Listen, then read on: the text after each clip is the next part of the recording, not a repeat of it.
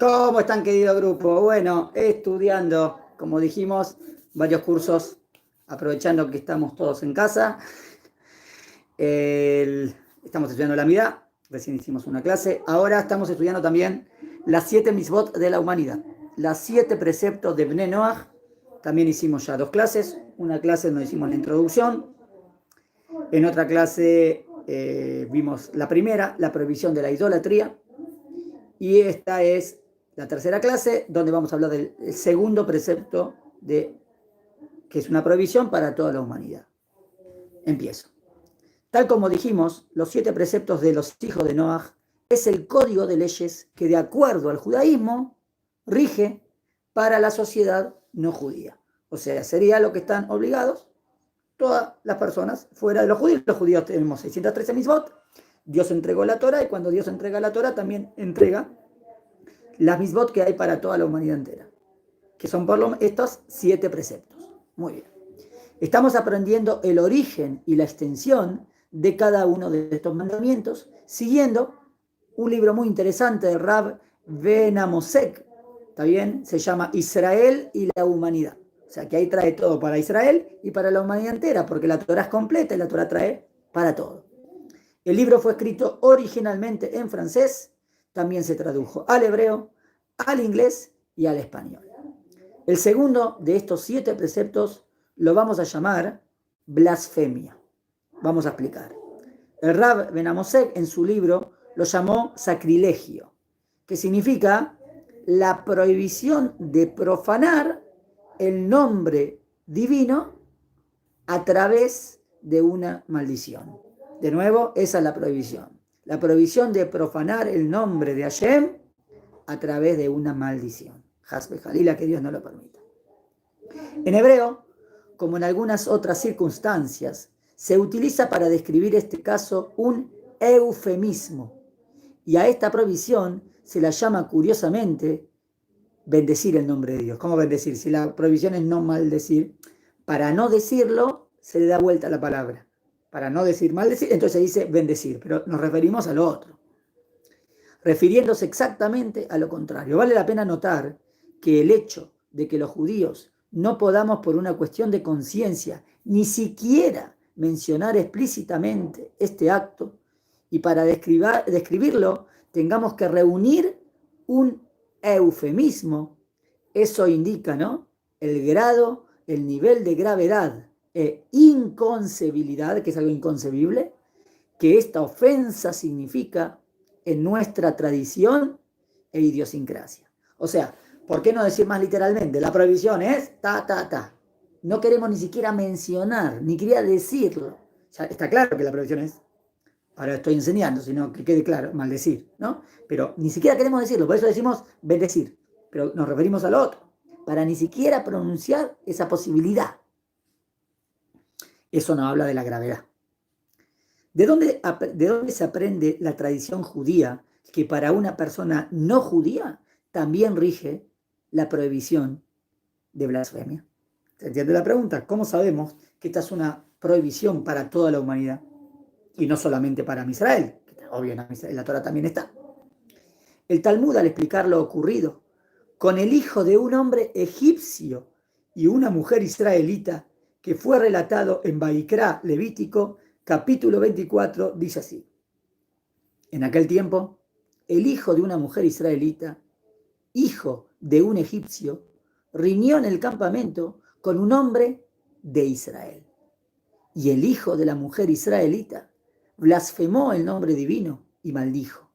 Y lo pusieron en la cárcel, hasta que le fuese aclarado por Hashem qué deberían hacer con él.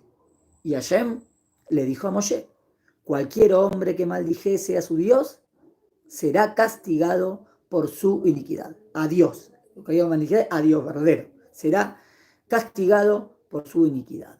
El texto bíblico dice allí, en el capítulo 24, Pasuk, versículo 15, Ish, Ish, lo cual el Talmud interpreta como Ish, cualquier hombre, es decir, independientemente de si su origen es judío o si su origen es gentil. Dice, porque ahí marcó la palabra Ish, y no solamente Israel o judío, no sé, sino para decirte, esta prohibición no es solamente para un judío, Esta prohibición es para toda la humanidad.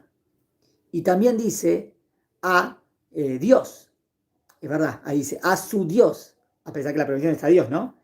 Y no dice a Dios, como diciendo también vendría, que no se entienda, no a su Dios, y si cree en idolatría y se maldijo la idolatría, no tiene la prohibición. No es que pasó por una prohibición, si la idolatría no existe, es Hashem. Pero porque dice su Dios, es como que también está hablando para una persona ajena al pueblo judío. Este es un segundo elemento que se aprende de este pasuk. Trataré de explicar con mis propias palabras lo que dice el Rab Ben Amosek en su libro.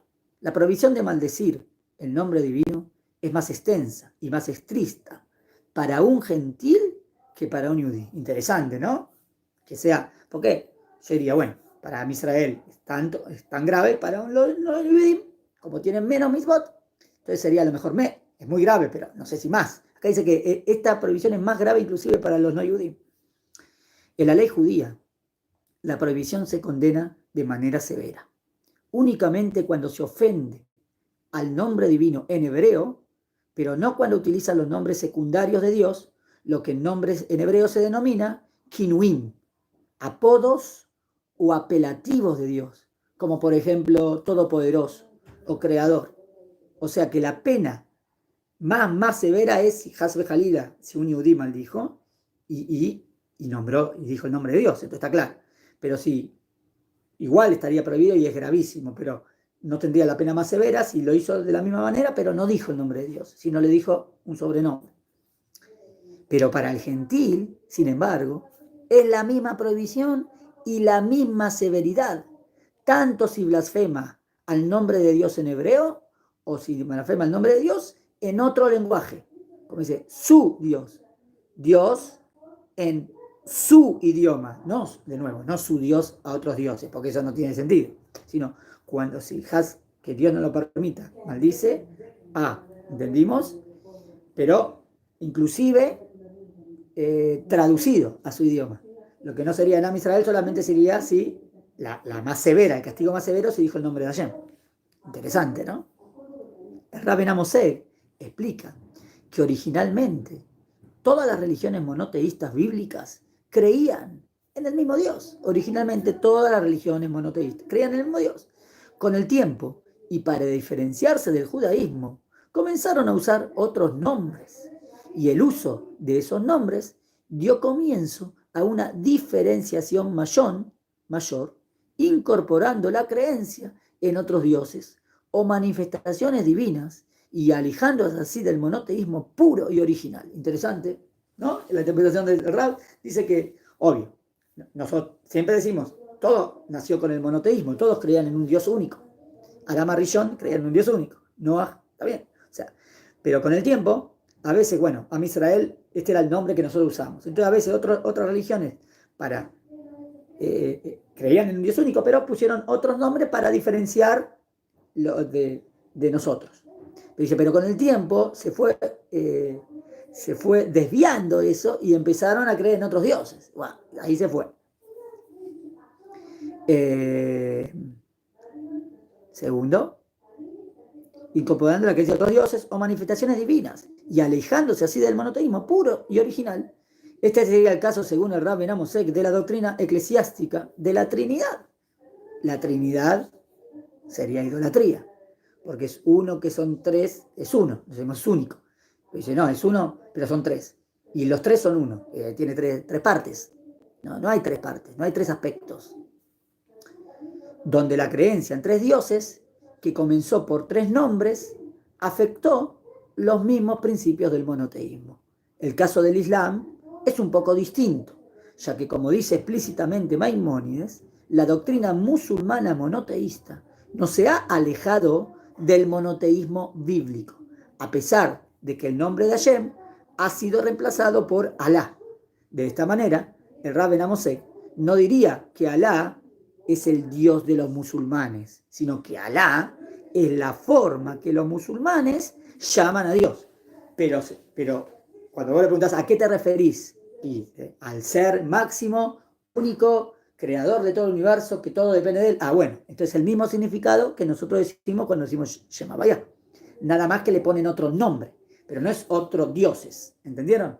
Ese es el punto. Pero con el tema de la Trinidad, no. Ahí sí que hay un problema. Porque si vos crees un Dios único, claro. ¿Y quién es? Es el Padre, el Hijo y el Espíritu. No, entonces eso no es Dios. Eso no es Dios porque Dios no tiene tres aspectos. Entonces ya ahí la definición que le das a Dios es incorrecta. ¿Entendieron? No del lado que pongo Islam o cristianismo. No, no por eso. Estoy definiendo el concepto. ¿Entendió? Y después lo que hacen es otro problemón. Pero la pregunta es si cuando en qué Dios creen. ¿A qué se refieren cuando dicen el nombre de Dios? Eso. En el Islam y en el cristianismo.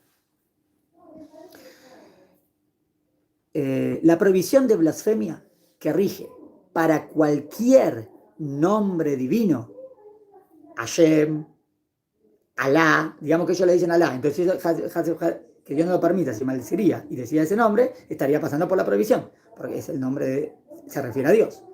O también cuando hoy en día uno dice Dios, cuando decimos Dios, nos referimos a Dios.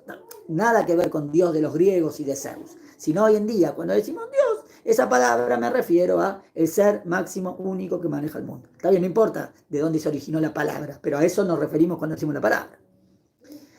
Refleja este estado original de las religiones monoteístas, donde la diferencia teológica consistía solamente en el nombre de Dios y no en su unicidad o en la forma de servirlo. Muy profundo esto, ¿eh? O sea, todo nace con religiones monoteístas, o las primeras, está bien, y todos creen en el mismo Dios.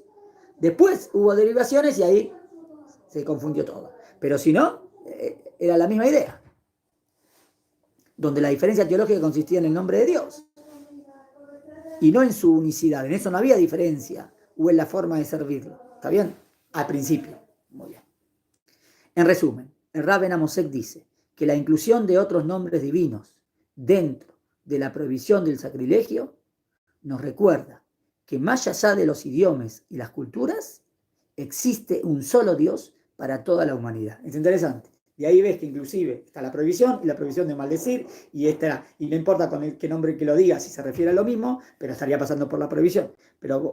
Y ahí vemos que siempre en un principio, está bien, existía para toda la humanidad un solo Dios.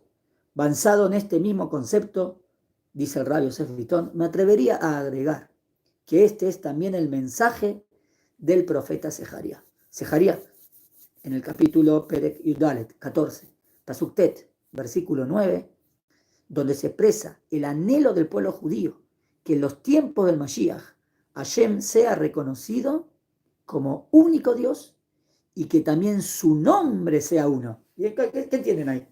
Y que Hashem sea reconocido como un único Dios y también su nombre sea uno. ¿Qué quiere decir su nombre sea uno? Si Hashem es Dios, Hashem es Dios. ¿Qué quiere decir su nombre sea uno? Bayom Ahu ye Hashem Echad, Ushmo Echad. De esta manera se corregiría lo que comenzó con un cambio de nombre y terminó, en algunos casos, con un desvío del monoteísmo bíblico. O sea, todos van a reconocer que Hashem es único y todos van a reconocer cuál es el verdadero nombre de Hashem, porque esos distintos nombres que le empezaron a poner a Hashem al principio, cuando entendían lo que era Dios, después terminó en desviaciones que hasta inclusive pudo llegar a la idolatría, como el caso de la Trinidad. ¿Se entendió? Pero entonces en el momento que venga el Mashiach, todos van a reconocer que Hashem es único y van a reconocer su nombre verdadero, que es el nombre que enseña la Torah, Shema Vaya, las 4 letras, muy bien, que hablan de lo que Hashem es lo máximo. Hasta aquí, segunda clasecita, estudiando la Midá. Ahora vamos a estudiar algo muy profundo de 13 principios de fe, filosofía judía. Vamos a profundizar algo muy lindo. Están invitados, no se vayan, en 5 minutos seguimos.